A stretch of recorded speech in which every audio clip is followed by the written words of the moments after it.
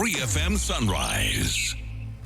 A pleasure to have you join us again. Hello there. This is the 3FM Sunrise. We're continuing for you here on the show. A big thank you to Nura Mohammed for doing the 6 a.m. news as well as the business news for us here on the show. It's exactly 24 past 6. Means what? We spent the last 24 minutes bringing you the very latest in terms of happenings in and around the country in the last 24 hours. You'd say 12, right? Because we were here with Hot Edition, Martin Siru Date, with Hot Edition yesterday. And then as well, the very latest from the world of business, checking the trends on the stocks, amongst many other things. We're continuing for you here on the show this morning. As always, we'll get you into a quick message of motivation, after which we'll get you into the weather. Today, it's all clear in terms of the weather condition, right? No slight drizzles here and there. We'll get into the full details, kind courtesy the Ghana Meteorological Agency. But let me share my message with you this morning. And it's titled, The Things We Leave Unnamed. Some problems survive because they are given the wrong names, right? To gravitation from what I shared yesterday. Instead of allocating room to them, today I want to talk to you about how some of the problems we carry have been given wrong names. And so, for instance, fear, instead of attributing it as fear, is tagged as being careful. Jealousy becomes concern. Avoidance becomes keeping the peace. Exhaustion is often misread as working hard. And here's one of the many things. Loneliness, we often describe as enjoying one's own company. Right? But the new name makes the truth easier to live with. And for a while, that feels convenient. But comfort in renaming the problems that we carry has a cost. It is difficult to confront a problem when it has been disguised as something else. A person who calls fear caution may never admit that fear is deciding too many things. The fear of starting afresh, for instance, of escaping one job and starting afresh elsewhere. The fear of leaving your present employment and heading out to school could be one of them, right?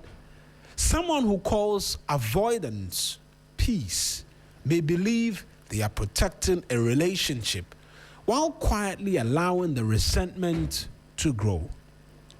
A person who calls exhaustion ambition may continue celebrating the very condition that is slowly emptying them. Names matter because names bring clarity, and clarity can be uncomfortable. There are things that sound different once they are called exactly what they are.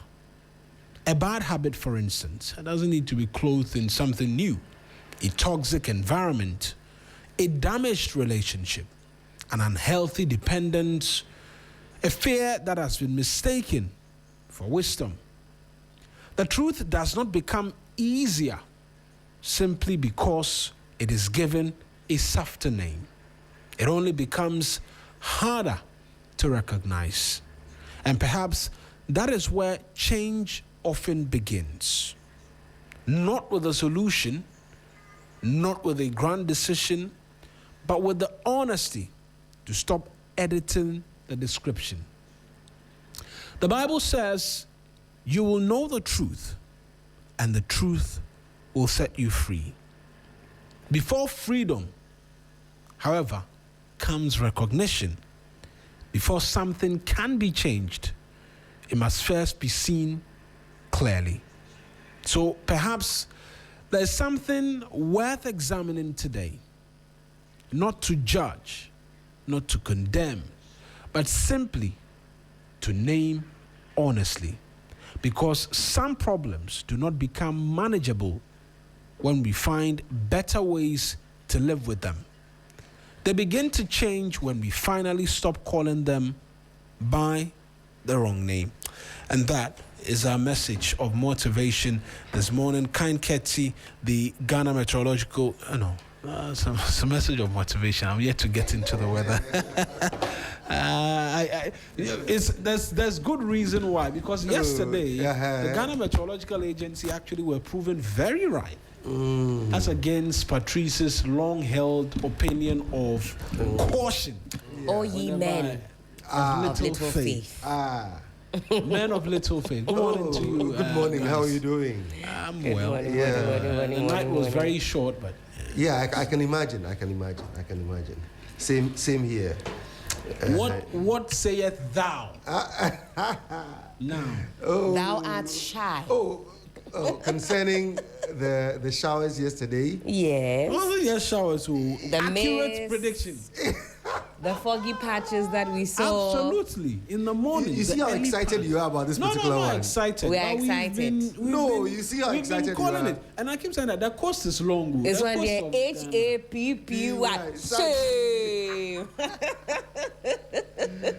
Anyway, kudos to all the guys at the Meteorological Agency. And I appreciate the kind of work that they do. So much so. And the most painful thing is that when you're working and you're not fully resourced, sometimes it becomes a very Herculean task for you to be able to navigate your way through getting to the success story that you'd want to tell.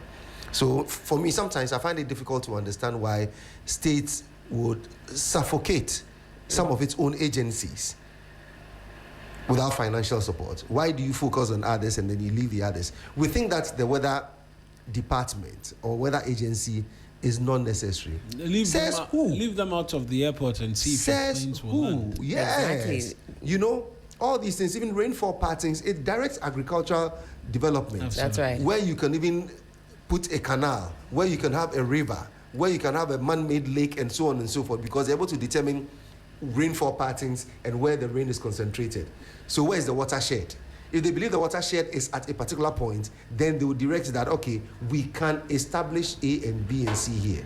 So that department or agency is very critical to our society, but we don't care about it as a state. We focus on so many other unnecessary things. So for me, these are some of the things that I call for. The due thing must be done to who deserves it. And also remember, as always, the quality of leadership is determined by the quality of roads. Today, Helen has joined the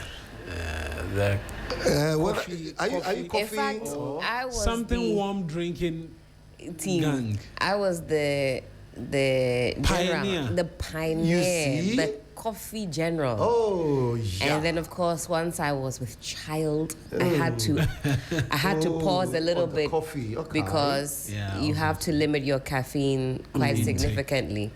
I mean, even I think with breastfeeding, you've got to limit it a bit. Yeah, so I was gonna ask. I would actually. typically do coffee maybe once a week or once every 2 Yeah. weeks. I do a lot of decaf Okay. or some herbal tea, but today I need the hewale. So this is full-bodied coffee. Don't mind all those people. Coffee is not really bad.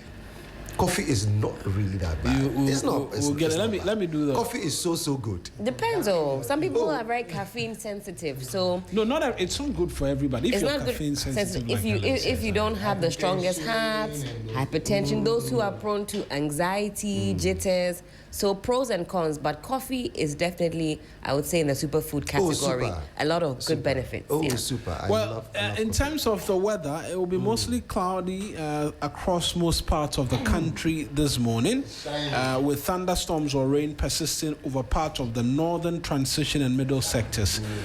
Mist or fog patches are also expected to form over part of the coast and forest and mountainous areas during the early hours of today. During the afternoon, sunny weather with occasional cloudiness will prevail over most areas. However, thunderstorms or rain are likely to affect part of the middle transition and northern sectors from the late afternoon into the evening hours as well. It will be relatively cool at night and very early in the morning in terms of the temperatures as well. And so the state of the sea today is expected to be calm. But Tuesdays are when the fisher folks do not go, right? Tuesdays, my memory serves me correctly. Tuesdays are the days where we do not go. Yeah. So today it's calm. Tomorrow I expect it to be. When I am sure. Patrice, I like the way we are sipping. Cheers. Yeah, cheers. Whilst they cheer, let's get into some great songs of motivation this morning as well. But you're welcome once again to the 3FM Sunrise. Myself, Helena Piampofo, Patrice Amegashi, ready and waiting to get into the newspapers right after these with DJ Phil. 3FM Sunrise.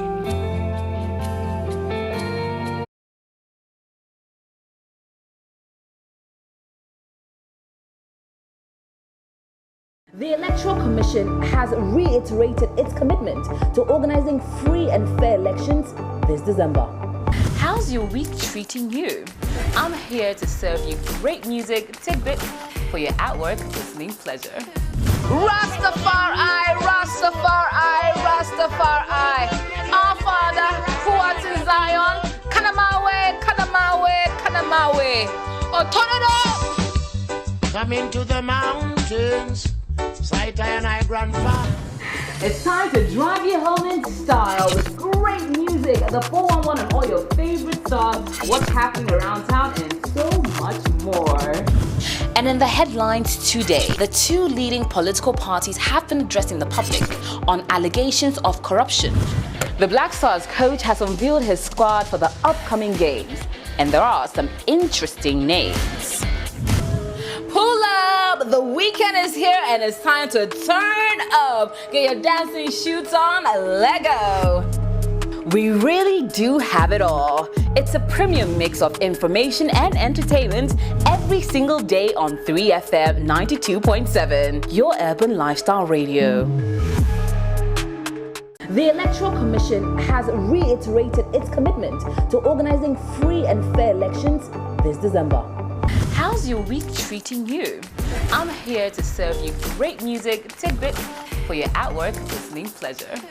Rastafari, Rastafari, Rastafari. Our Father, who art in Zion, Kanamawe, Kanamawe, Kanamawe. Oh, turn it up! Come into the mountains. Sight and I grandfather.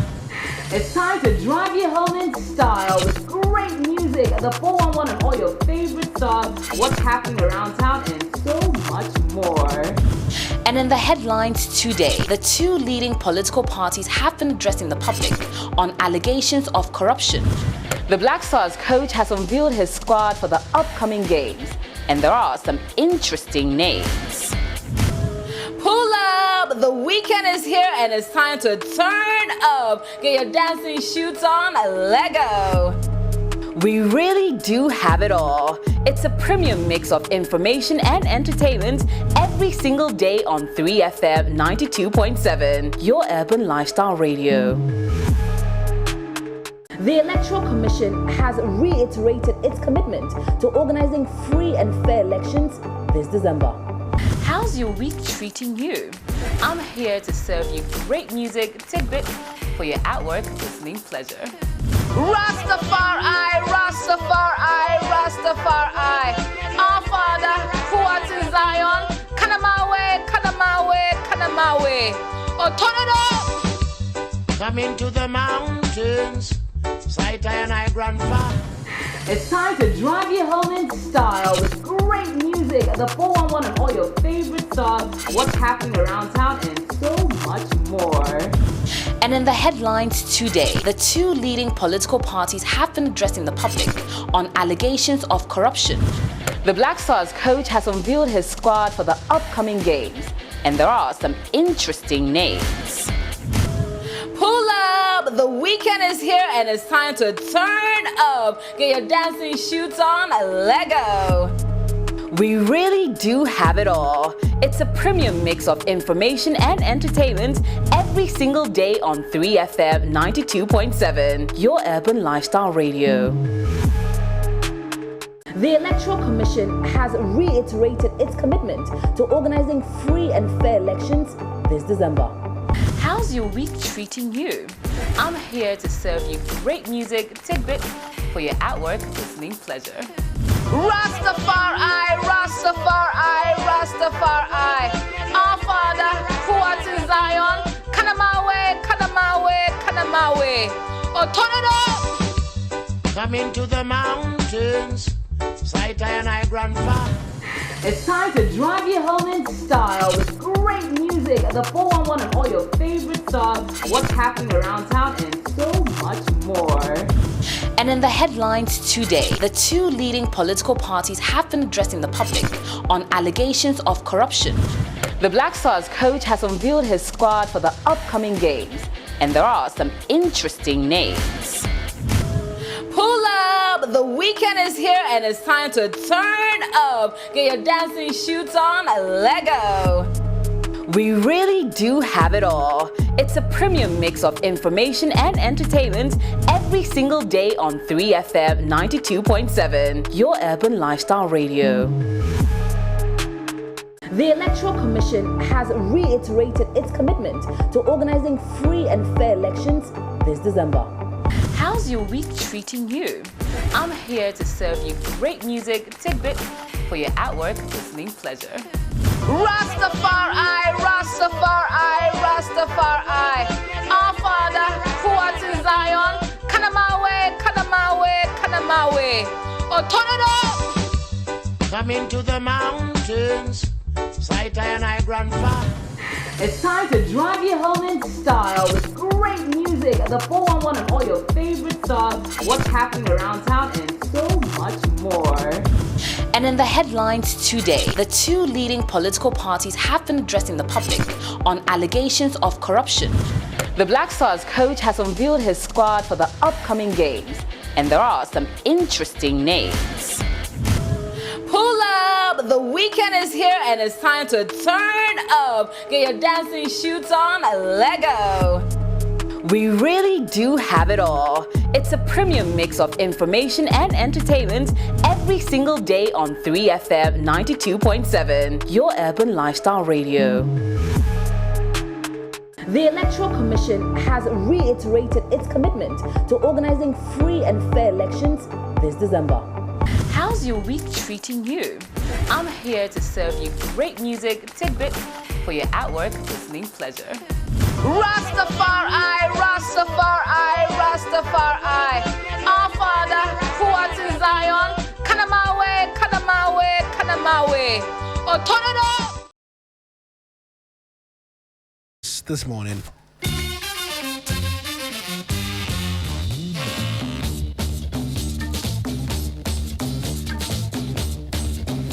And back in the studio for you, myself, Helena Piampofu and Patrice Amegashi. Kay is not with us this morning. Yeah. I wish him well wherever he is this morning as he undertakes some other important endeavors. But we have the papers this morning. Let's begin to get into them. Okay. All right, let's do that. And as you know, we'll certainly be putting in our 2 cents, 3 cents, 4 cents, 5 cents, however many cents required. Absolutely. The National Enquirer this morning has this to say: how Abu Jinapo became the conveyor belt for Angela List's takeover of Adamus Resources. And you've got pictured here on the front page, Angela Diala List. She's described as a businesswoman. You also have former Lands and Natural Resources Minister Samuel Abu Jinapo pictured here. Adamus Resources, thumbs up, government reprieve. You'll know that they've got some 12 months to turn things around, if you will, and also rectify some of the wrongs. We talked about it yesterday. I'm sure we'll be able to get into it some more this morning. Kumasi gets ultra-modern Minerals Commission's office. Customs car auction rot exposed as buyers lament chassis disputes and registration delays. Opong Fosu engages NDC Western Caucus ahead of formal declaration. Alaji Lotto hot as NLA workers demand his removal. Alhaji Mohammed Abdul Salam is the Director General of the NLA, National Lottery Authority. He's pictured here. Let me take you to the Catalyst newspaper this morning, and you've got the CEO of GoldBod prominently featured here on the front page. That's Sammy Gyamfi. GoldBod takes full charge of gold purchase program. New pricing and financing model set to boost transparency and reduce losses. Industry experts hail decision as historic reset. New pricing and financing model marks major shift in Ghana's gold purchase program. Afenyo-Markin preaches from legal threats to Jesus kept quiet. Sammy Gyamfi dares minority leader to publicly challenge his extortion allegation.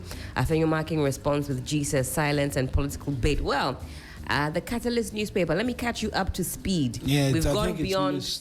We've gone beyond went to Jesus. bed early. Yes, you slept too early. You slept too early. If you tuned into what was happening in the House of Parliament, you'd have been kept up to speed. Afenyo-Markin has gone beyond Jesus kept quiet. Now Jesus is speaking.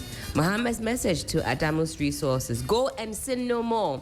After lease revocation and a catalogue of alleged mining, financial and regulatory breaches, government gives embattled company 12 months to turn itself around.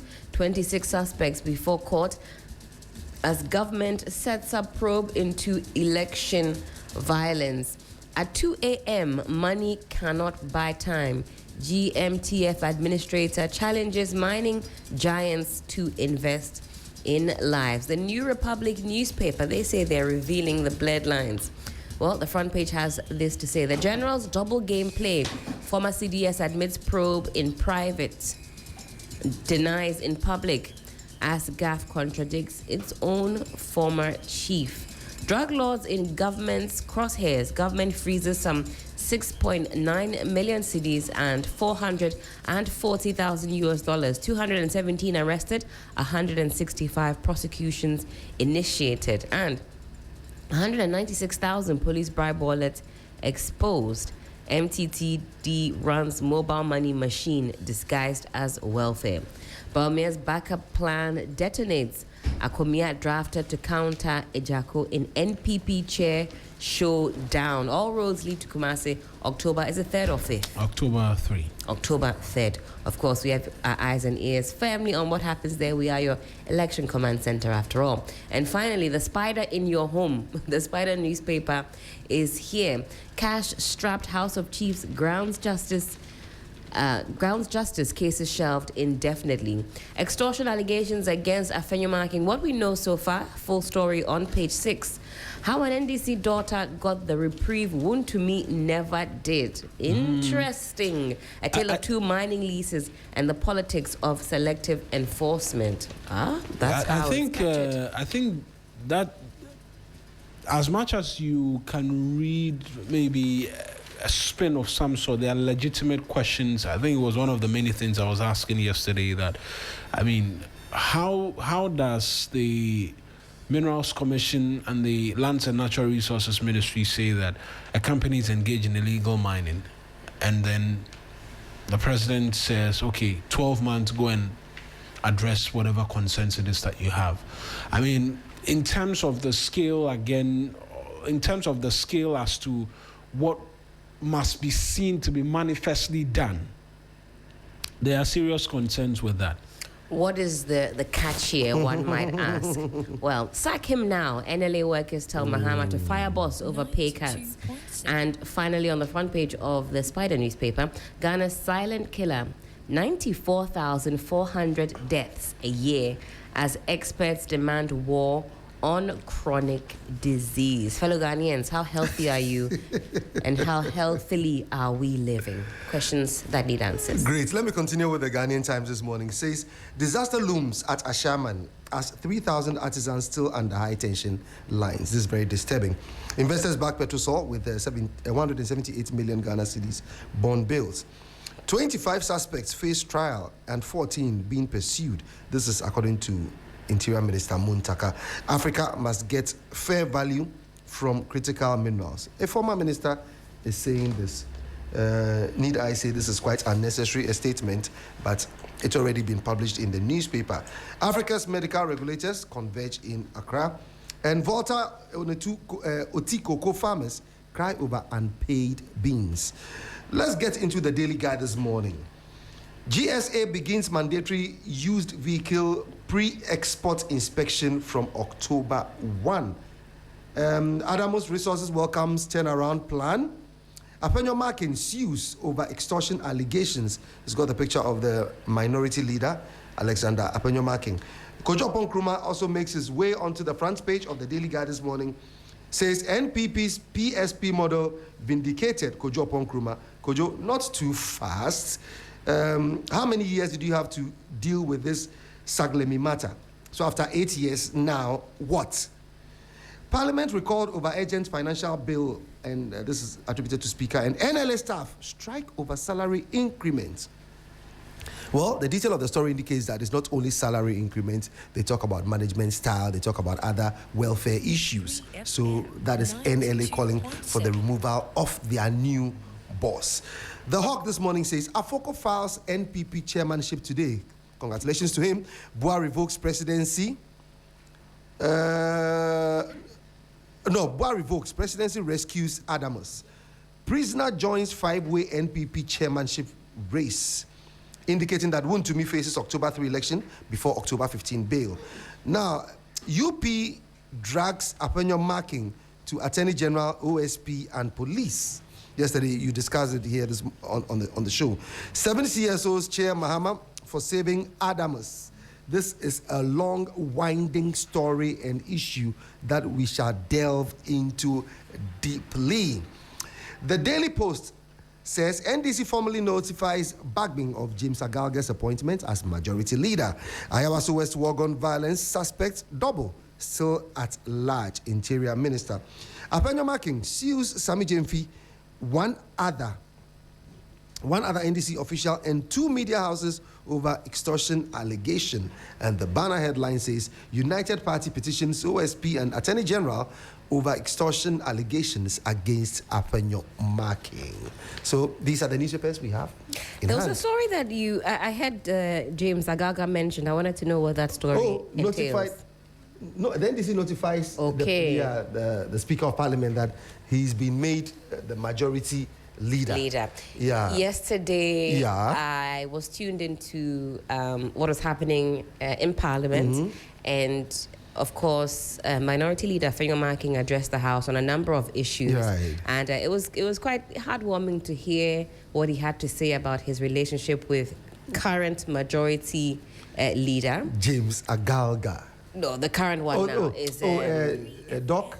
92.7. No, Mahama Yariga. Yes, and he says that they've had a fruitful relationship so far, to which Mahama Yariga says, well, when he's officially, he says, I've not left the seat just yet, but once I officially leave, I will address the House and also share a few words about our working relationship. So I look forward to hearing what he also has to say. I think he's been a fantastic majority leader, and watching him in Parliament navigate the House, it hasn't been an easy ride, even with what some call an overwhelming majority, a super majority. Having to wrangle the mighty minority hasn't always been an easy task. So I'm watching keenly what Honorable James Agalga's style is going to be, but I think he's also going to bring something to the House. They are all cool-headed guys. Yes. Agalga is cool-headed. Cool-headed, I would say. Mahama is cool-headed, But don't let that fool you. I think he has definitely that air of authority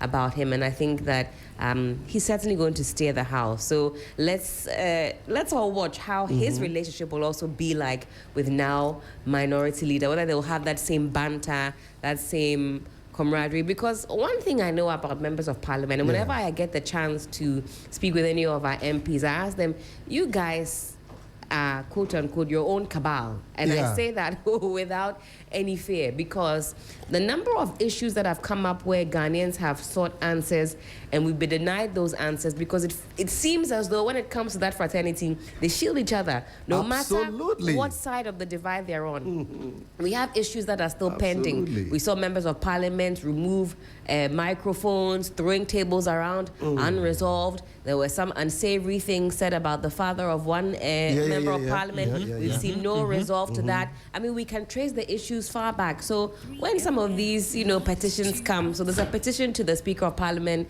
concerning this Afenyo-Markin issue. I don't really know. More often than not, it doesn't go anywhere. Members of Parliament, you shield each other, you cover for each other, you have each other's backs. There are certain things when it comes to you guys, you come together as one. I am Mashodi are one. When it comes to let's increase, our allowance for cars. Yeah, that one. Whether you're on this side or that side, they come together. Let's increase our pay. Yo, no debate, no wahala. They are in it together. Until we start seeing certain issues being resolved and getting certain answers, you can't begrudge the people of Ghana this opinion that you have your own fraternity where you come together as one. I am Mashodi, are one. But that's what I wanted to say. I saw James Agaga on the front page, and I also wait with bated breath how he takes over the House of Parliament. Right, 053-220-0927, 053-220-0927. It's the means through which you can be a part of the show in terms of sending your thoughts and messages or sharing them with us here on the show. A bit of a challenge. We're not yet streaming on Facebook, neither are we on YouTube. We'll rectify that for you pretty shortly as well, and get back on stream so that a lot of the family on Facebook and YouTube as well can catch the stream. I'm going to take us online on a fair few stories as well this morning. It's an error for the president to nominate a majority leader. Speaker Bagbin declares. I mean, you can't, that's very true. President cannot be the one saying that. Yes, we know that the majority leader is a leader of government business, sits in cabinet by convention, amongst other things. But for the president to be doing the nomination as to who becomes the majority leader, that rings some bells, right, in terms of separation of powers and all of that. So, was he nominated by the president? Yeah.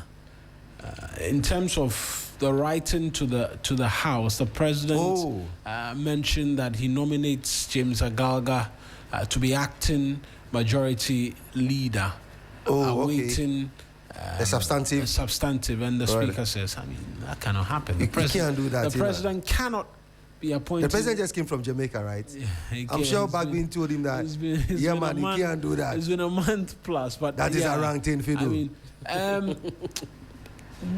it's not the first time, right? It's not really the first time. So on the eve to the coming to life of the 9th Parliament, for instance, I recall the minority raising some concerns as to why the president was the one who was directing who should be Speaker of Parliament, because there was a communication by Felix Kwachofusu, who wasn't then Minister of Government Communication, but he was spokesperson for President Mahama, saying that the NDC MPs should nominate and elect Aban Bagbin as a speaker, and that's the president's choice. I recall Afenyo-Markin raising concerns and saying that's encroachment into the business of the House, and so to have the presidency again writes to say that, okay, the majority leader is headed towards local government, and so I nominate James Agaga to be acting, raises quite the question as to separation of powers. But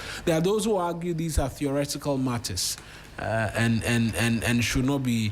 You can't feel it physically, but in terms of persons who watch the political space and are looking out for the independence of the legislative arm in the ideal state, that raises red flags, and it was flagged by the speaker yesterday as well. A bit more in terms of stories. NDC notifies Parliament about the appointment of James Agaga as majority leader. That followed through after the speaker's concerns. Regulation must be grounded in an African reality, Mahama tells regulators. Full rates. Afenyo-Markin sues Sammy Gyamfi, one NDC official and two media houses. Mahama Ayariga and Zaneto Ajiman Rawlins will be vetted today, right? More than 19 kilograms of gold seized in suspected drug money laundering cases. That's according to the Interior Minister. He's the one who is saying this in relation to a number of things from his address yesterday. Also, updates on election-related violence, amongst other things. Also, moving away from 3news.com, myjoyonline.com, Agalga calls for calm as extortion allegations rock Parliament. I'll submit myself to any investigation to clear my name, Afenyo-Markin, on extortion allegation. Appointments committee to vet Zaneto Ajiman Rawlings today. Ghana gold buyers went weeks without funds, sources say. And don't limit GoldBod probe to 2025. Agalga demands full audit of gold trading scheme. City newsroom, Mahama Ayariga, Zaneto to be vetted today. So that is what is expected to happen. I'm sure a number of those will be live on this platform and on TV3 as well. GES probes alleged sexual misconduct involving MIM SHS security officer. It's another security official. MIM? Which one is MIM? I'm trying to get the details. MIM security? No. Or the MIM name of Timber? the school. MIM Senior High School. That's different from okay, the Bolkatanga yeah. Girls Yes, SHS. that's A different. different issue. How are we vetting these security personnel that these high schools employ? Or is it just anybody just... I think it's once, it's a second. I mean, the first was enough basis to begin to do a bit more in terms of screening as to who is there so that they are not taking advantage of the young ones. But, I mean, the second instance will suggest that perhaps there could be a lot happening which have not come forward in terms of media coverage. Right, and you and I both know that more often than not, when some of these things happen, the conversation which surrounds it is, oh, young kanufi, and families resorting to, also because there's that aspect of the more it's talked about, it's regarded as bring shame to the girl child, right? And so it's preferred to be hushed a bit more. But this will suggest that perhaps there's a problem underneath, which requires a bit more in terms of scrutiny as well. A bit more in terms of stories. 23 people, including 11 children, killed by abandoned Galamsey pit Amoako Hene. Upon Nkrumah returns to Supreme Court, seeks reversal of injunction ruling. 24-hour economy is bigger than 3 people, 1 job. Rashid Pelpo is saying this, and NDC formally notifies backbone of James Agalga's appointment as majority leader. I'm going to take you to Ghana Web. Now you know how it feels. Saifa Kain takes a swipe at AJ over Sammy Gyamfi's reputation defense. Is this Mahama's government? Charles Owusu fumes over Sammy Gyamfi remarks. Watch the moment Deputy Attorney General and met Kwabena Edubuahi at funeral. Defilement, suffocation. Mother alleges 4 underage daughters sexually abused by father. And emotion run high as 55-year-old woman welcomes triplets after 25 years of marriage. Those are the, I think we can get into a bit more. Oh, yeah. Detail-wise, right? Detail-wise. What has piqued your interest? I think the Afenyo-Markin and the suit saga is one that has lingered on, but I see it's not quite tasty for Helen this morning as well. So we can get into some other stories this morning as well. Oh, what's your pick? Oh, me, you know me, I'm just going to go straight for the Adamos matter. Let's hear you. Much as it's the president has directed. So I have a story here, dated August 24, 2026. Moses Busumpim arrested at airport over Adamos Resources 224 million share fraud. The story says, the Australian court has since clarified that Busumpim had no legal standing to act on behalf of Adamos Australia. Court documents previously revealed that Lists and Busumpim acted as though they controlled Adamos, despite court orders.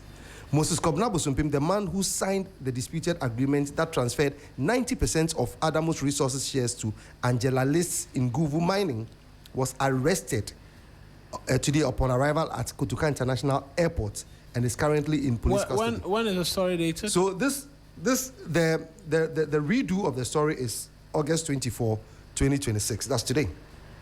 But then this arrest took place November 2022. Of last year? No, 2022. 2022. So that's a yes. long time ago. So I just want this to feed into the background story that I gave yesterday, that a lot has been going on between Angela and Paul. But I want that story in relation, because I think that's where really the in terms of the legitimate questions and concerns which are to be asked can come from the fact that a company is discovered by a state agency to have engaged in illegal mining, and yet they are getting some reprieve.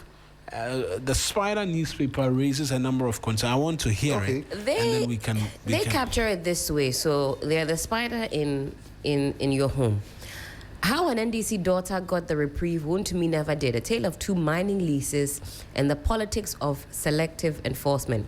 Now, the story reads as follows. Barely 2 years after the Akufo-Addo administration faced widespread condemnation for shielding Chairman Wontumi's Akonta mines from the full rigors of the law, the Mahama government now finds itself entangled in an eerily similar controversy, this time involving Adamus Resources Limited, a company with direct familial ties to a leading figure of the ruling establishment.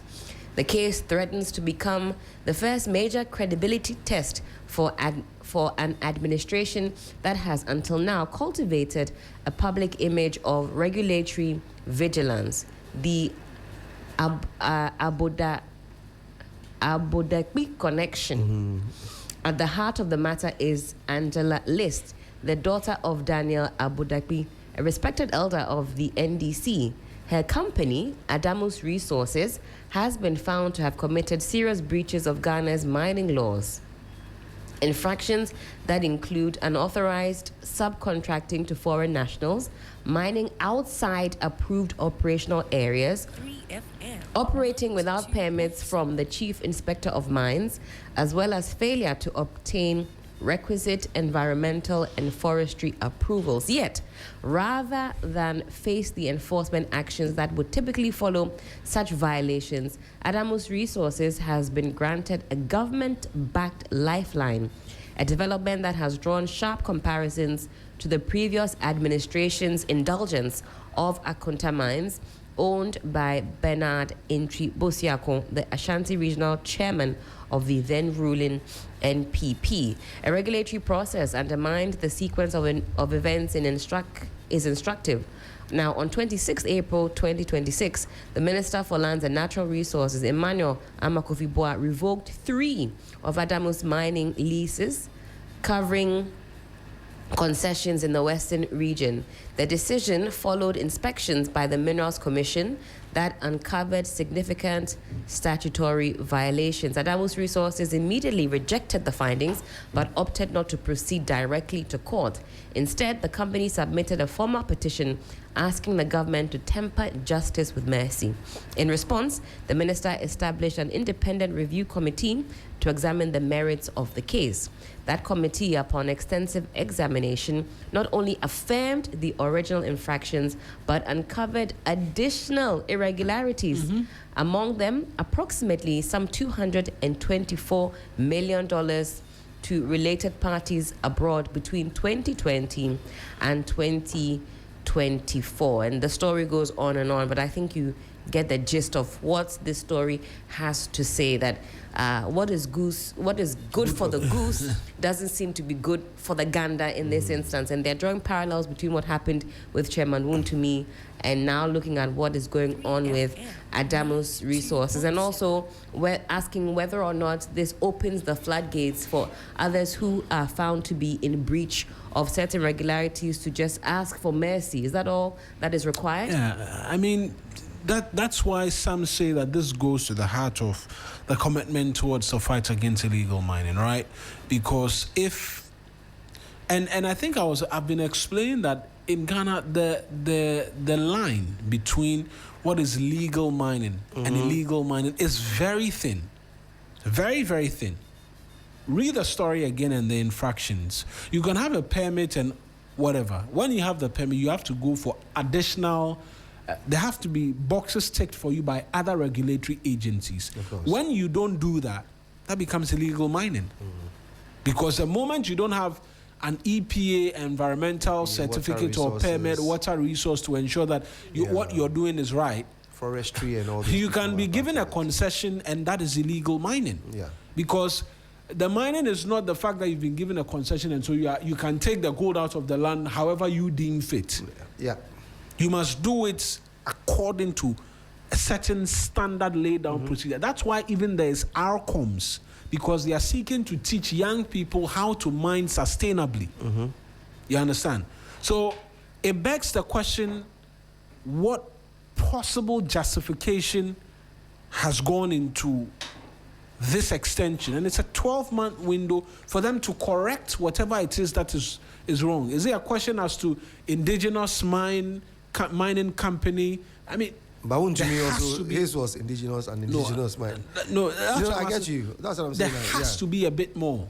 It cannot be a government statement that says that, there's a 12-month window for Adamos and the relevant state agencies to rectify and outline whatever challenges. If Helen, with your kind, if you can read the infractions, they are not things that another person should do and be clamped down on, and then another person does, and we say, let's find an appropriate way for you to address all of these regulatory concerns. The infractions include unauthorized subcontracting to foreign nationals, mining outside approved operational areas, mining without permits from the Chief Inspector of Mines, and failure to obtain requisite environmental and forestry approvals. And then there were more that were uncovered after an independent committee was set up, and those include approximately some $224 million sent to related parties abroad between 2020 and the 2024.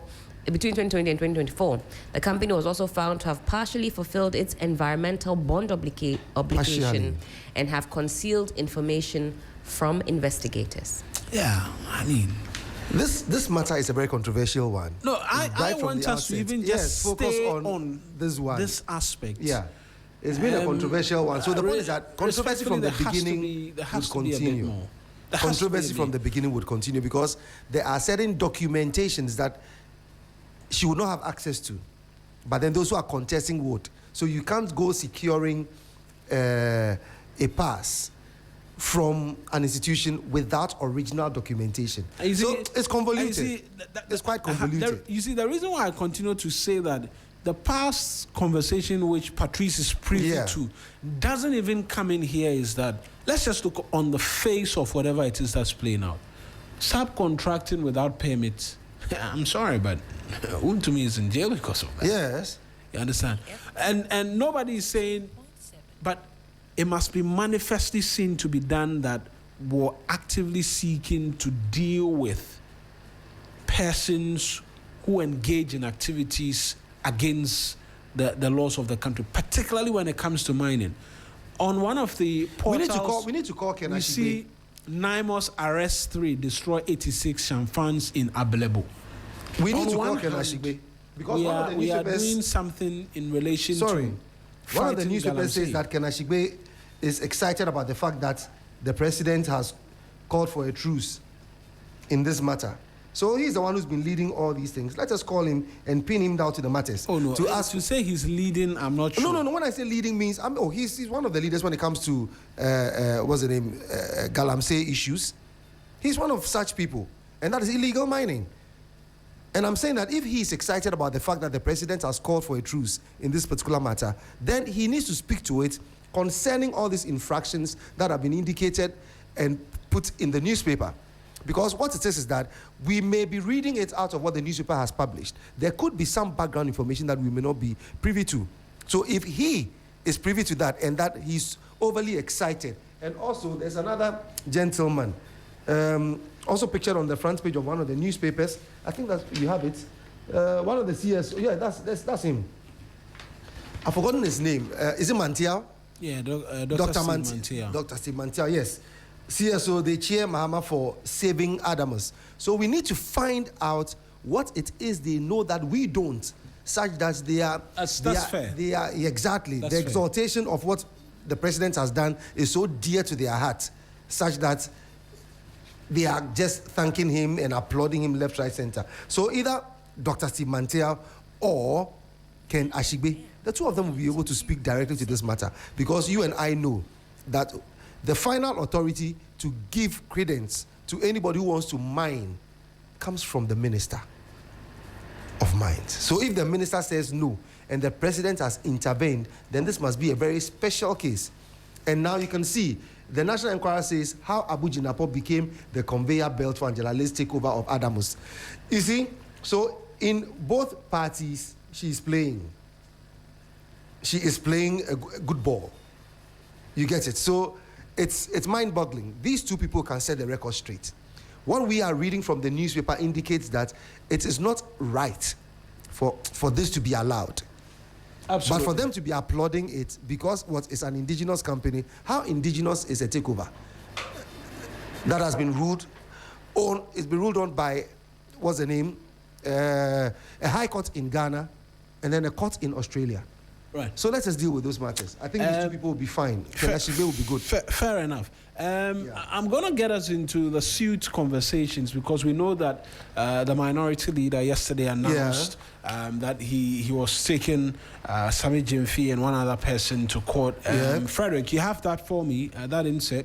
I want us to listen to him, and then we can, because it's an important aspect of the conversation. It's one we've been having since yesterday, even though it's not entirely tasty for Helen. It's really? It's tasty. I'll sink my teeth into it. Yeah, let's find out how the cover-ups come up.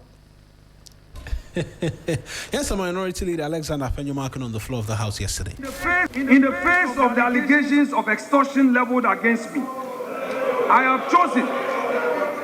have chosen to take high moral ground by submitting myself to the processes of the law. I have accordingly caused writs to be filed in suit number GT 1029/2026, entitled Osahin Alexander Afenyo-Markin versus Samuel Edu Gyamfi and Multimedia Group Limited at the Accra High Court, and suit number GR/ACH/CC/C5/02/2026, entitled Osahin Alexander Afenyo-Markin versus Eric Ejay and Peace FM at the Achimota Circuit Court. I have every confidence that in the fullness of time, the court will make the appropriate determination on these matters. Mr. Speaker, I also await with bated breath that the man or the men who made the allegation will have the courage to report the matter to the police or the OSP or any investigating agency in this country. And I expect that if they muster the courage to report that I have extorted from them and I am invited, I shall submit myself to every investigation so that eventually my name is cleared. Mr. Speaker, there is a limit to political discourse. There are lines that must not be crossed, and these red lines, once crossed, they must be dealt with. The motion they have filed, which was received in my office on the 21st of August, 2026, just 3 days ago. 3 days ago that it got to my office. I have gone through the motion myself, and I intend to admit the motion because we have to at least have an end to litigation. As to whether it's a loss or it's a cost, this House will have the opportunity to go through it. And please, Ghanaians are very intelligent people. They will listen, they will read in between the lines, and they will make their the motion by the minority, pretty much saying that, look, litigation must come to an end. We urge that we ask that this be looked into properly so that it can tackle head on all of the different strands, right? The different strands in terms of the conversation which we've been having. But just by quick way of notice, we're back on Facebook and as well on YouTube as well this morning for you. We're streaming, so you can catch this show on YouTube and on Facebook. But send us your thoughts and messages as well. 053 220-0927 053-220-0927 is our WhatsApp number. I see a number of you already seeking to send in messages. Some have sent messages on Facebook as well already in relation to this Afenyo-Markin matter, and so it would have been criminal if we didn't touch on it. But Patrice, I'm going to come to you on the suit, right? Because a lot of people had asked, his tone didn't suggest he was going to take any course of action in relation to it. Now he has. He's taking the matter to court, and it will suggest that he takes this seriously, and he's seeking to have his reputation, which he believes has been damaged, take solace in the law to an extent. Well, somebody mentioned to me in a very funny way that, well, he wanted 10 million. He didn't get. Now he's suing for 15 million. Oh, come on. No, it was just... Come on. Come on. Come on. Anyway, on a more serious note, well, I believe it is his right to do so. Nobody will take it away from him. I'm just surprised that after being Jesus Christ on Monday, he decided to be, what's the name of the Zacchaeus. So now he's come down to earth. No, he said he was going to, Jesus Christ was accused, he never did anything, but now he's chosen to go to court. Fair enough. That is where proof of evidence is going to show. But I am believing that the erudite Speaker of Parliament would implore him not to further proceed. When you speak on the streets, what it means is that Afenyo would want to clear his name by showing bravado and coming out to say, I am taking the matter to court. But as to whether this matter will see the light of day, we wait and see. I am believing so strongly that certain hands would come in and say, let us settle this matter out of court, just so it doesn't blow up in the face of people who believe one way or the other that the matter is true or not.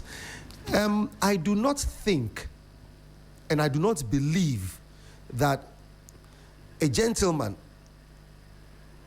cast in the mode of Sammy Gyamfi would go on radio, would go on global broadcasts and claim that the minority leader extended. Believe. I do not believe at all that such a thing can happen at that level that Sammy Gyamfi spoke. Sammy Gyamfi is not only the CEO of GoldBod, he represents the integrity of an institution which forms the majority in parliament today. You get it? So if he's speaking on three legs. Three legs being him being the GoldBod CEO, number two, speaking on behalf of the majority in parliament, and number three, an assign of the president. So the president is the one who put him there. So if he speaks with the integrity of the president who put him there. So I don't think he will just go on air and boldly say such things. So I doubt it. I'm not saying it is not true or true. I'm only saying I doubt it so strongly, knowing the kind of personality he is and the way he carries himself about matters. It is not to say he's infallible. He's human. So definitely these things could happen. But like I said, it is up to Afenyo-Markin to prove to us that whatever allegations is being leveled against him are not allegations or are just mere allegations and not allegations that have a foundation in truth and fact.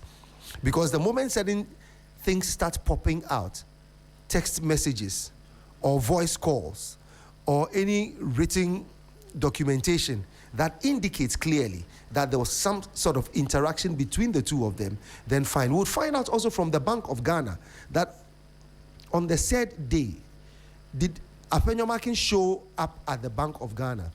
Who did he meet at the Bank of Ghana? The discussions thereof would not be in the position to know, but then it could add some kind of spice to the meat that, okay, it is true that he left point A and went to point B. So for me, it's a beautiful thing that is happening to us. As always, would wish that we can test the law on this, but trust you me, this is not going to go beyond your microphone. The matter is not going to go beyond your microphone. It will never see anything that we are going to court. Hey, judge says adjourn it and all that. No, they'll just cut it.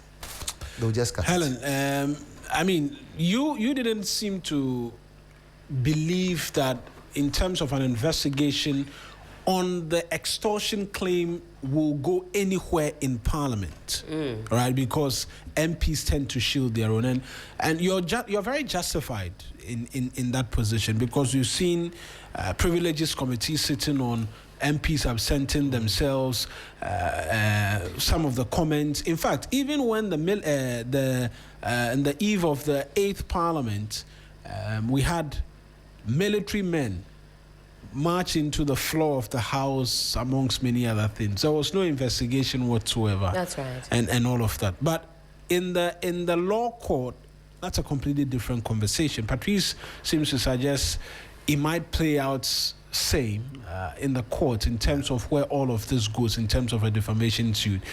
He's not alone, because last night I was listening to Martin Pibo and he seemed to have suggested same and said, look, this is not going to go anywhere. At some point in time, both political parties will reach out to each their members and say, let this slide. Yeah. But at the heart of a bit more in terms of integrity and the characters of these individuals at play, should we see this go the full haul?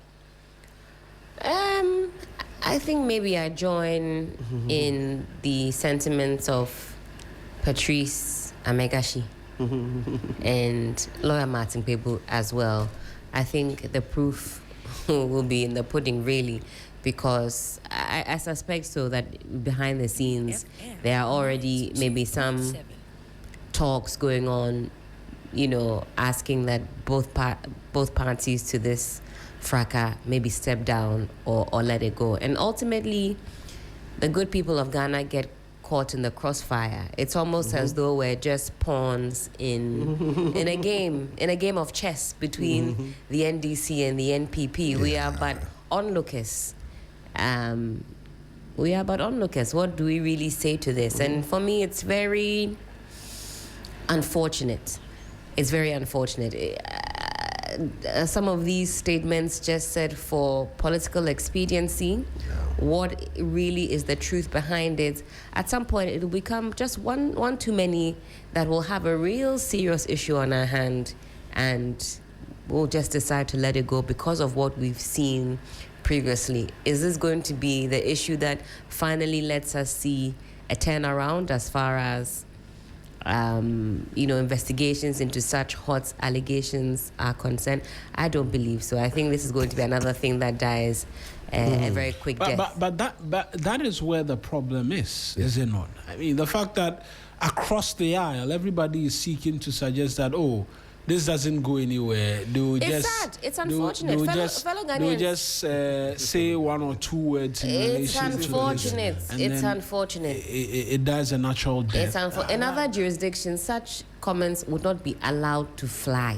See, in France, they demonstrate against anything. Macron was slapped again over the weekend, if I'm not mistaken. They're the guys that will go and farmers had a gripe with they pile manure. Manure, cow dung. Just go and, I mean, they don't joke. They don't joke. Don't joke with the citizenry. But we accept too many things as a people sometimes. I don't know if we are awake. Again, I say this, that the persons in these positions, they're there to serve you, not the other way around. They can't say certain things and go scot-free. Fellow Ghanaians, wake up.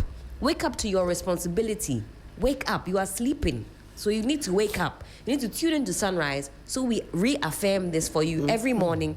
Let it sink into the medulla oblongata that this is your responsibility. You need to start. You need to start asking them when you see officials out and about. So when you finish throwing the microphones and tables around, what happened to you? Nothing. Okay, no problem. Good morning. You know, as a boy, yes, sir, honorable, please. That's my message. It is. You see, it's very painful when certain things of this nature are happening, and then we look on unconcerned. I saw this coming way back. When the country was seemingly divided into two political parties. So they made everything. It was a strategy. They made everything seem political. So when any matter was taken against one personality, the party would go behind the other person and say revolt, because it is NDC, because it is MPP. I saw it so clearly, and they have got us just where exactly they want us to be. So that when such matters come up, instead of looking at it holistically, discussing it dispassionately, technical matters, look at it on the basis of the strengths of what it carries. We don't do that. We look at it as, oh, okay, because this person is NDC, because it's NPP. So Helen just said it right. Point is, this is no easy matter. And it is not targeted at just any regular person, regular in quotes. This is the minority leader, for crying out loud. He has been given the appellation or the name Osahin. Is it the best dancer? No, it's not best dancer. It's an appellation. I think he's been. It's in relation the chief to of dancers. Title. No. Oh, this is the direct translation. Not dance. Okay.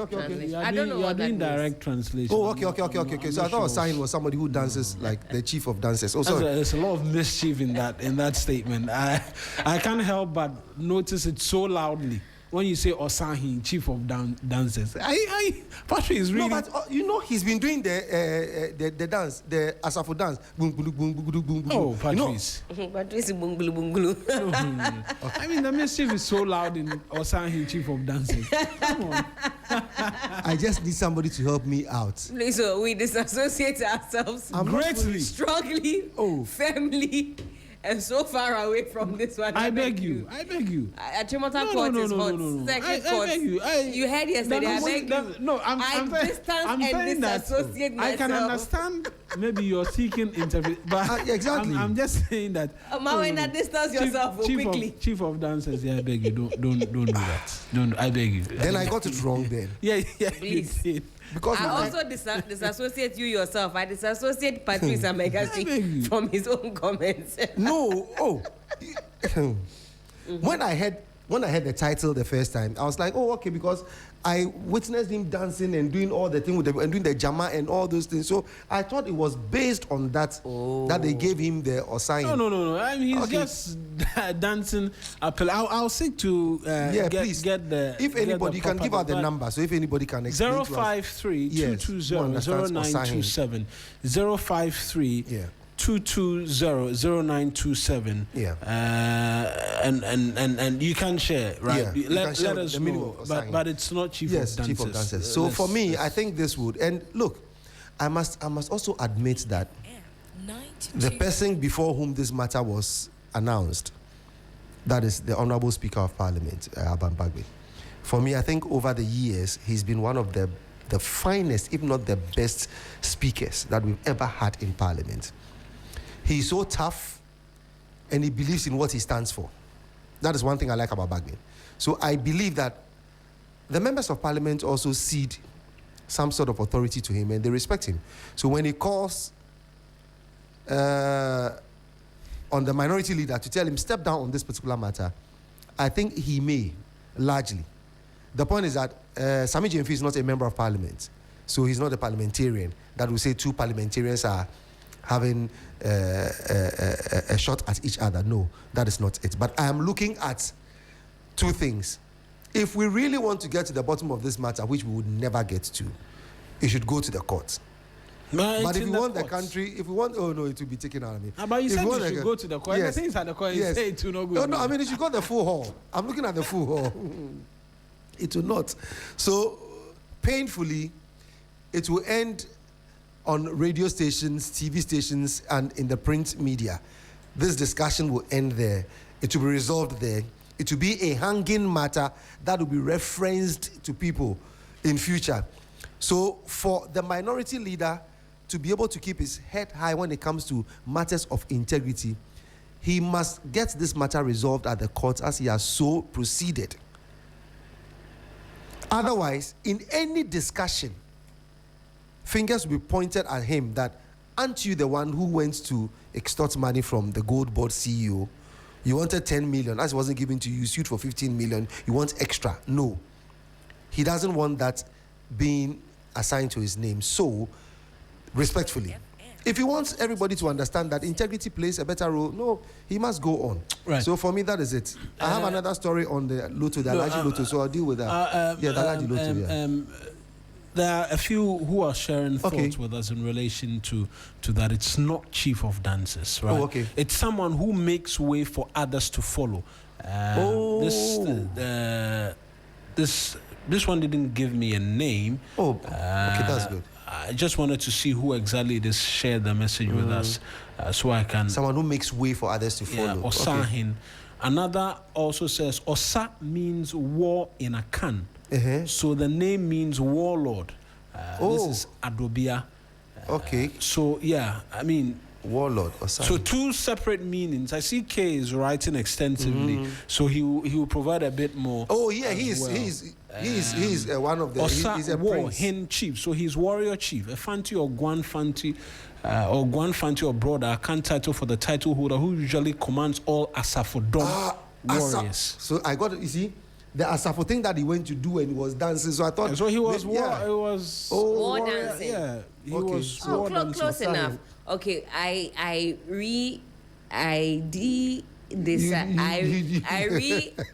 come closer. You did disassociate. I did disassociate myself. It's safe. It's safe to come closer. I'm back. Okay, so that's it. So okay. Oh, thanks so much for the correction and the education on this. So Osahin means a warlord. Yeah. Or the first one was what? Somebody who paves the way. So yes, okay, the other was suggesting someone who paves the way. I didn't quite get the name. Forerunner, sort of somebody, a pathfinder, maybe, somebody who, right? Maybe. Yeah. Maybe. Oh, okay. It's a fighter. That's what it was. That's what it was suggesting. Yeah. I just wanted to get the name, but let me check on Facebook as well what a fair few of the individuals are saying. Then I'll share my thought. What I think, right? Yes. What I think about this suit is that it must not end by the side of the road, because. And for a lot of individuals, they continue to share the sentiment. Oh, we ain't baby or Sabere. So a bit more persons are sharing. So Gideon Damali says it means a warrior. Felix Entry Saba says Sabere is warlord or someone who leads in a war. Oh, great. He says. Gideon Damali laughs very hysterically. He says Patrice Pa and says that's all kin. Osahin simply means chief of fighters. It means warrior as well. Kafui Jr. also says this. Katie said the name is Afenyo. Okay, so a few more. Right? A few more in terms of, but a lot more in terms of reactions. So warrior, that kind of thing. Okay. So he's a warrior kin and all of that. I mean, I will lean in from the point you make as to reputation, because as much as this can be proven or this will be dealt with in court, the general sentiment from a cross-section of individuals is that, I don't think I see this going anywhere. I don't think I see this going anywhere, and all of that. It's not good. Yeah. It's not good for the democracy and perception of the general populace as to what happens with the political class. That when there is something that everybody else will be investigated or everybody will have that subject matter looked into, the political class tends to get a waiver of some sort, right? That's not a good look, particularly for parliamentarians. This morning, the consensus of MPs, they will not do anything about it. They'll just let it go. Then that sentiment, which is fast becoming a reality, could pave way for something else, right? When people begin to feel that, look, the political class is being treated differently, and wrong is not wrong when you identify as a political being, and that becomes problematic. So that is why I will want, if it's Parliament who is going to, because the Speaker was petitioned, let them look into it and arrive at some feasible and reasonable conclusion. It's gone to court in terms of a defamation suit. Let it travel the full haul, even though the belief is that it will not. Why is the belief that it will not? It's problematic for me.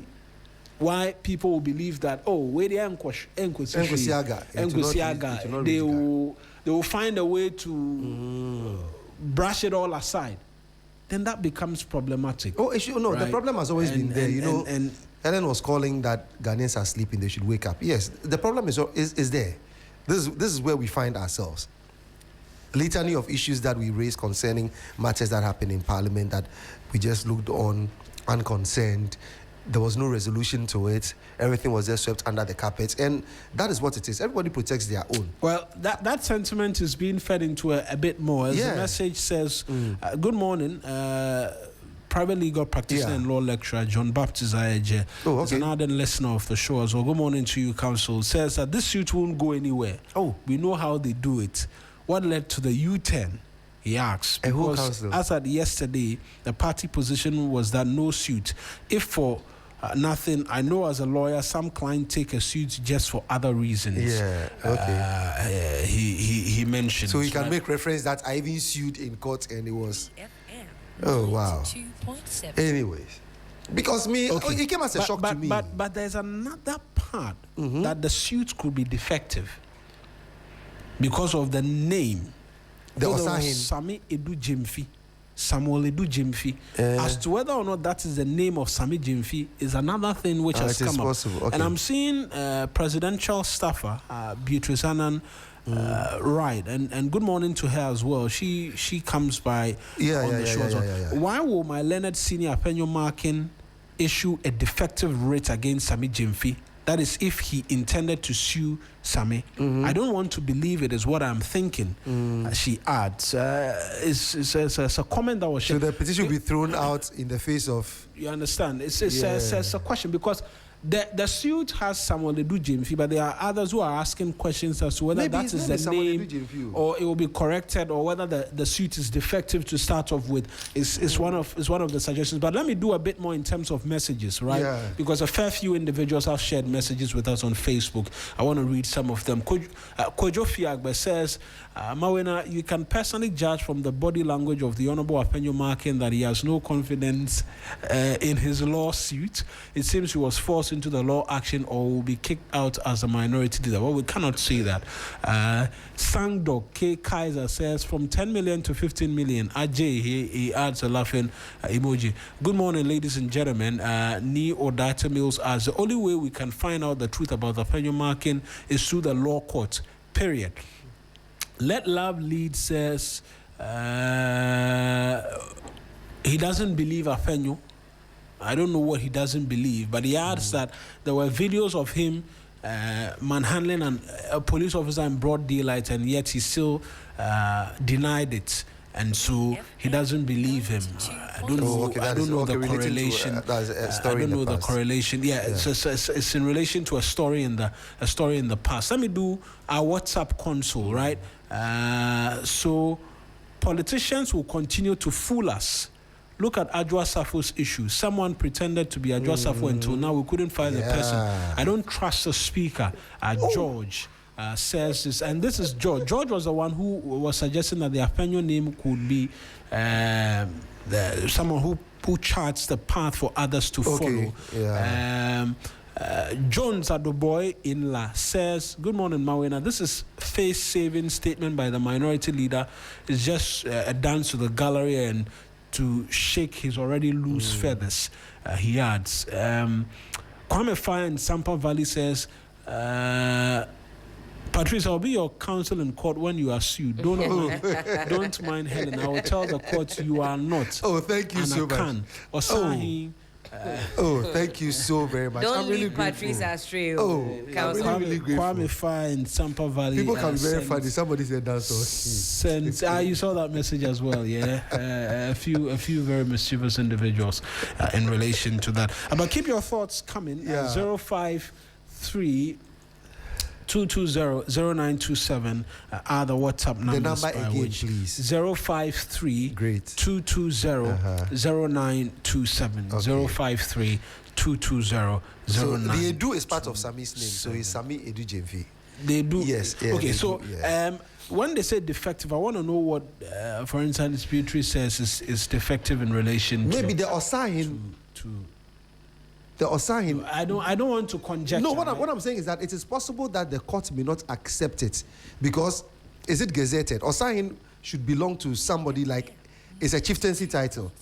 And if he is not and it's not gazetted, that's why I'm looking at the defectiveness of what it is. That because if you go in as Sir Patrice Amegashi, you may be calling me Sir, referring to me as Sir, because it's a friendship title. If I go and take a case or matter to court and I say Sir Patrice Amegashi, the court may throw it out because I am not knighted. Mm-hmm. So it is possible that is where the matter is headed when it comes to the issue of it being not too correct for the purposes of a better description of what is going on, so that it can be defective on the face of it. What do you people call it? Prima facie case. Yeah, so on the face of it, it will be thrown out. There's a bit more. It says just names doesn't make a writ defective. Okay. So even sometimes there's AKA on the writ, and it's not. That's why I said I will advise. I don't know what when Beatrice put up her post on Facebook, what the basis is to say that it's defective. I don't okay, know. Maybe so let's not conjecture for her. Yes, right, so we'll find out the details as to why there's a suggestion that the red could be defective. But for now, without that knowledge, I think the consensus is that it's alive and loud. There's a bit more. Yesterday, the Minister for Interior addressed the news conference. Says they are going to deal with the street beggars, persons who are begging on the street. Who? The Interior Minister, because in the past we saw the Ghana Immigration Service did an operation where they picked them off the street. That's right. But they were back again on it, and all of that. Fred, do we have that portion? Well, we don't seem to. I would have wanted us to. I want us to listen to that, and then, but we don't have that. But just quick thought. I mean, how do we deal effectively and decisively once and for all with this problem? Because it's. I mean, there have been documentaries on some of them. I mean, one young lady who with a golden heart who was, after begging, she was helping another person with what she'd received, and that made the round. She received some support, but at the heart of it, there's really a problem if our streets are inundated. From the airport area, you begin to see That's them. right. You know, per our bylaws, begging on the street is illegal. Yeah. It's always been. Begging on the street is illegal. Even hawking is illegal. So I do not understand it when the Interior Minister, with all greatest respect to him, says or announces that this is the path he intends to take. Don't come and tell me the path you intend to take. Let's listen to the minister first. Right. Let's listen to the minister. We also have a duty to protect our borders, maintain public order, and safeguard our national security and economic interests. By the end of 2025, the Ghana Immigration Service has removed 2,281 migrant beggars on our streets and 774 other illegal immigrants involved in transnational organized crime that had been removed from Ghana. By July this year, the Ghana Immigration Service has also removed 960 migrant beggars from the streets of Kumasi and Accra and 186 other illegal immigrants from our country. We are pursuing this removal fully conscious of Ghana's obligation under the ECOWAS Protocol on free movement of persons, as well as the diplomatic relations and long-standing ties we and other countries have. But we also have a duty to protect our borders, maintain public order, and safeguard our national security and economic interests.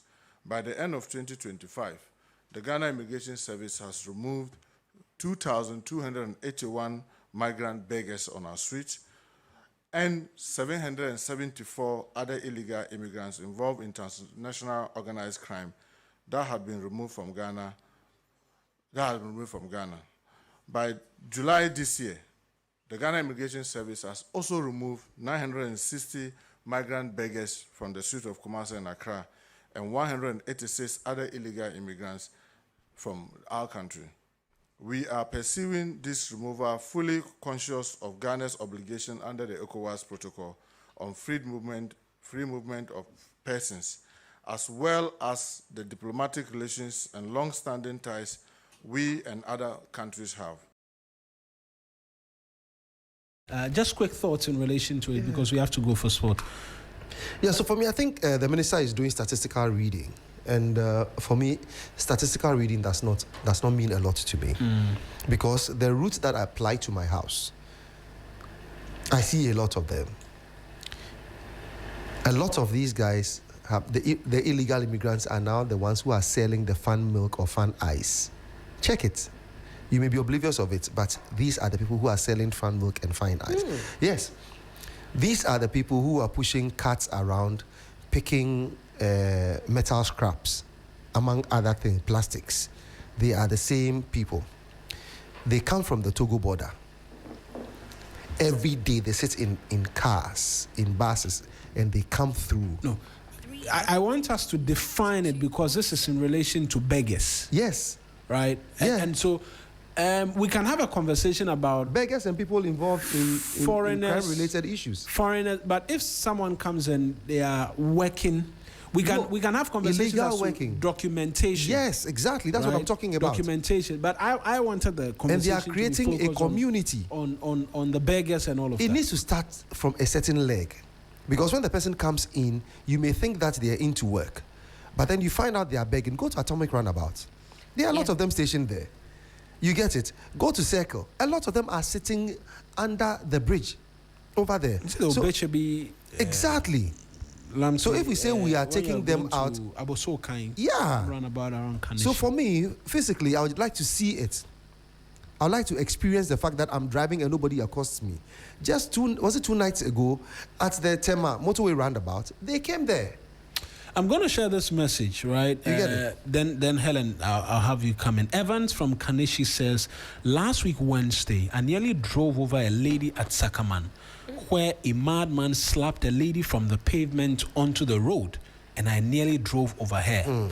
So they should deal with the mentally challenged persons in the city as well.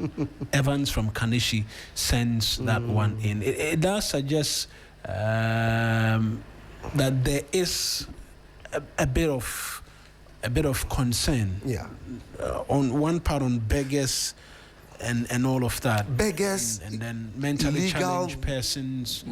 Mad people and all that. Under the bridges, all these bridges that we have, under the bridges, you see that these mad people set up tents, and that is where they stay, and they burn items. And cement doesn't like burning materials close to it. It affects the integrity of the cement. So all these things, we see them. And that is why I say that, where is the task force of all these municipal assemblies? You see them, go under the Tema Bridge. They are there right now as we speak. They have tents over there. That's where they lodge. That's where they burn things. And everybody looks on unconcerned. So I am saying that, Mr. Minister, with all due respect, do not let people deceive you with statistics, because they gave it to you to read. Drive and find out for yourself whether or not these statistics that they've given you is something to, as we say, write home about. Right, Helen, quick thoughts in relation to that. A good foundation to the conversations that we'll be having as the show progresses. So do stick with us. We'll talk about this, as well as 13 suspects who have been linked to 2020 and 2024 election violence, Boku motorbike restrictions, police traffic checks going digital from September, and also the issue of narcotics. We'll talk about June 29th flood death toll, and what the government's position is on self-defense groups. You see a group of macho men calling themselves security personnel and what have you. So we have a lot to tease out from what the minister said. So come back after sports. Absolutely. And Helen and Patrice, thank you very much for helping us through sports. I'm just going to read a few more in terms of messages. This one says from Kwame Fire in Sampa Valley, says, for these beggars on the street, I think they've been coached by whoever brought them here and are now selling and begging together. So will they be seen as beggars or sellers? He asks. It's another message, right? It's another message from Victor. Says, my utmost concern is the way the beggars are given birth, putting them on the streets. He says he's currently writing an article on beggars as well. But Victor also has an issue with you as to why you believe Sammy Gyamfi. You believe what he said. Yes, but you doubt Afenyo-Markin's response. You see, what makes him seem to know that Afenyo-Markin is afraid? No, in my presentation, I didn't doubt. I didn't doubt Afenyo-Markin. It's just a question. Right. Mutala Yakubu is here. Yes. He's in studio. Can I just steal just 1 minute? You mentioned something critical in your introduction today. You said names matter. Names matter. That is one thing I believe we should focus on. Names really, really, really, really, really matter. There's a lot to that. So thank you so much for mentioning that in your introduction. I noted it. And if time permits, we should be able to discuss what it means by names really matter. And this is to say good morning to Jocelyn at JLo's Nova Mat at Laboni. Good morning to everybody there. And a special good morning as well to a number of you who are doing the listening. Always a pleasure to have you join us. Special mentions this morning to the Minister for Interior, who on the back of everything, you disagree with the numbers, but I mean, that's the Mohammed Muntaka Mubarak. Special good mornings to him as well. And to all of the persons at the Interior Ministry as well who do the listening. I appreciate all of you.